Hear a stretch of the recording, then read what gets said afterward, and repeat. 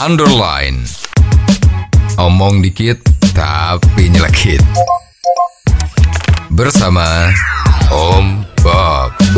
Temukan di channel YouTube Om Bob Indonesia.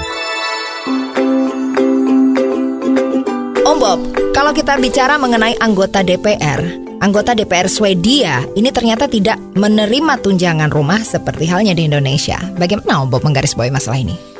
Ya, kalau kita pikir tuh memang pada hakikinya itu memang ada perbedaan ya antara negara maju sama negara kita yang sedang berkembang menuju maju ya. Itu memang sepertinya ini ya keanggotaan DPR di Indonesia ini kok bisa dikatakan orang-orang yang duduk di sana itu kok betah semua ya. Ya, ada yang 1 periode, 2 periode, 3 periode, yang 4 periode juga ada itu ya.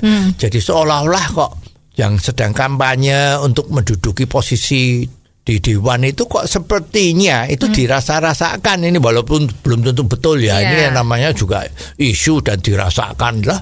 Itu kok sepertinya itu dijadikan pekerjaan utama. Ya. Jadi pekerjaanmu apa? Anggota DPR. Begitu. Nah, karena apa? Nah, satu, negara Indonesia itu kan belum semaju negara-negara yang lain, apalagi tadi contohnya Swedia. Ya, Swedia itu adalah negara yang tingkat welfare-nya itu udah bagus ya. Jadi sekarang kalau di sini itu jadi anggota DPR itu masih dapat tunjangan yang banyak ya, gajinya cukup banyak, tunjangannya cukup banyak, uang reses, uang macam-macam. Dan kemarin yang sempat geger itu apa? Tunjangan rumah kan?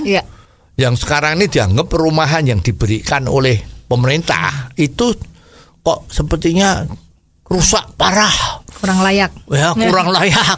Ya, padahal pada saat disorot di televisi itu loh, bocornya kan cuma sedikit-sedikit.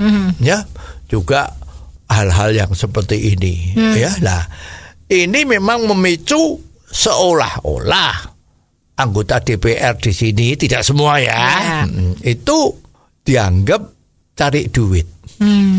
Ya, bekerja sebagai anggota DPR untuk menghidupi dirinya sendiri maupun keluarganya. Nah, sekarang kalau di luar negeri, contohnya di Swedia itu bayangin itu, ya, anggota DPR-nya sana itu nggak pakai mobil dinas. Betul. Ya, kalau di sini mobil dinasnya apa? Wah, langsung. Wah, kalau begitu anggota DPR baru, ya mobilnya ini tuh, ya, mobil yang kelasnya ya bukan kelas rakyat ya, kelas di atas rakyat. Nah, tapi kalau di sana nggak ada. Yang dapat fasilitas mobil itu hanya ketuanya sama wakilnya loh. Betul. Semua anggota nggak dapat apa-apa. Bahkan mereka kalau mau bersidang itu naik angkutan umum loh. Betul. Ya, jadi seperti itu bedanya. Ya, gajinya kecil. Ya, jadi mereka yang terpilih di sana memang hatinya itu membela kepentingan yang dia wakili, daerah atau rakyat setempat yang dia wakili. Jadi nggak mikirin gaji, karena mereka kehidupannya udah cukup. Ya, tapi kalau di sini mungkin ada yang nggak cukup. Jadi dia mikir lumayan kalau bisa jadi anggota DPR, ya itu paling sedikit kan. Dapurnya udah sisa kan, 1 bulan ratusan juta masuk, belum uang macam-macam itu kan. Yang kalau dalam 1 tahunnya mungkin bisa 2-3 miliar. Ya, siapa yang nggak iri? Ya, jadi makanya pada saat kampanye kok banyak sekali kita dengar kan, serangan fajar ya supaya bisa dipilih macam-macam kan, ini dianggap investasi. Apalagi sekarang ada berita juga kan bahwa anggota DPR maupun DPRD ya, itu yang sudah dipilih itu dalam waktu yang singkat itu pergi ke bank. Surat pengangkatannya dia sebagai anggota DPR atau DPRD itu jadikan jaminan.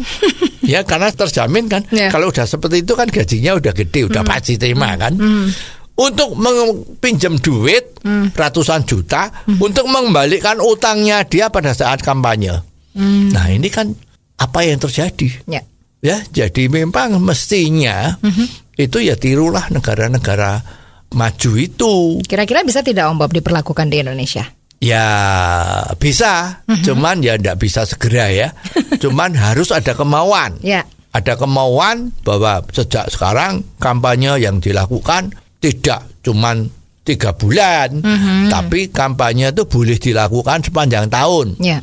Ya, jadi orang yang memang mempunyai dedikasi yang di dalam masyarakat itu tahu bahwa memang orang ini hebat, jiwanya membantu rakyat, macam-macam bisa. Ya, terus syaratnya kalau mau jadi anggota DPR misalnya, ya tidak cuman yang dilihat lulusannya sekolah apa, gitu kan, tidak pernah terlibat urusan polisi, kita bukan seperti itu.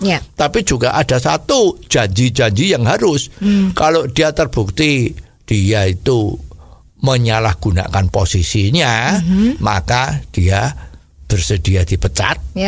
Bersedia ganti rugi, apa yang sudah dibayarkan pada mereka itu harus dikembalikan.